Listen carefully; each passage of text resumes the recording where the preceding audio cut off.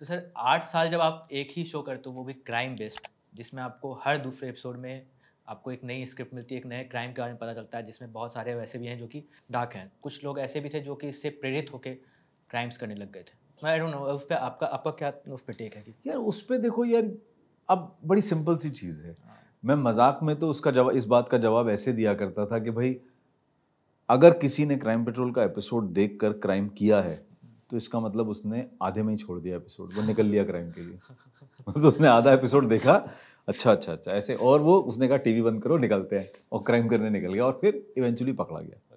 तो यानी कि पहली बात, उस आदमी ने, जिस आदमी ने ये कहा कि मैंने क्राइम शो देखकर क्राइम किया, तो पकड़े जाने के बाद किया, पकड़े जाने के बाद हमको बताया गया, तो इसका मतलब वो पकड़ा गया। क्राइम पेट्रोल का एक भी एपिसोड ऐसा नहीं है जिसके अंदर क्रिमिनल ने जो क्राइम किया हो और वो इवेंचुअली पकड़ा ना गया हो।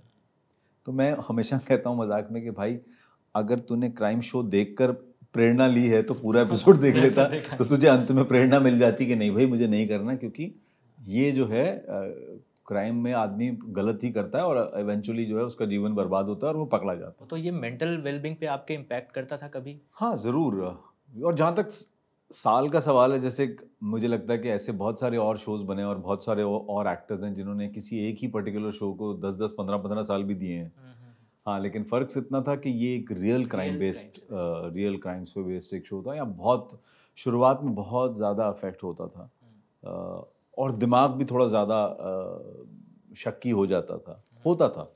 लेकिन वही वाली कहते हैं ना कि जैसे ज़िंदगी में एक सिंपल सा फॉर्मूला है कि भैया अति हर चीज़ की बुरी है। तो बस ये था कि अति ना हो उसकी, उसको उतना कंट्रोल में रखा जाए कि वो आपके लिए तकलीफ दे ना बन जाए।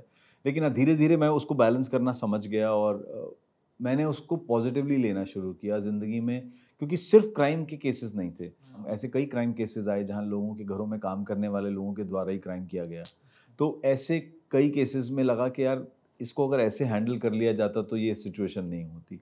तो मुझे लगता है कि उसको फिर ज़िंदगी में आपने अपने ऊपर भी इम्प्लीमेंट करना शुरू किया चीज़ों को थोड़ी-थोड़ी। तो अगर आप उसी चीज़ को थोड़ा पॉजिटिव वे में लेना शुरू कर दो तो बेहतर हो जाता है। लेकिन हाँ, ये ज़रूर है कि कहीं न कहीं एक घंटी बजती रहती है। जैसे मैं मनी से रिलेटेड हमने कई ऐसे एपिसोड्स किए जहाँ फाइनेंशियल स्कैम्स हुए थे।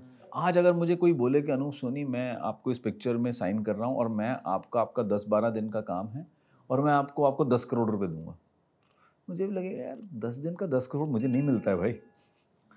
कुछ गड़बड़ है, कुछ गड़बड़ है। सोचने वाली बात है ना? तो ऐसे ही कोई फाइनेंशियल स्कैम्स हो जहाँ कि आप पैसा डालिए इतने महीनों में डबल हो जाएगा या 2 साल में डबल हो जाएगा। अरे यार ऐसी कौन-सी स्कीम है जिसमें 2 साल में डबल हो जाएगा? और वो गवर्नमेंट क्यों नहीं चला रही है वो स्कीम? और अगर प्राइवेट में है तो वो पॉपुलर क्यों नहीं है वो स्कीम? दुनिया क्यों नहीं उसमें थोड़ी उसके बारे में रिसर्च कीजिए। तो इस तरह से अलर्टनेस की जो बात है ना, सतर्क रहने वाली, वो यहाँ छोटी-मोटी चीज़ें हैं यार।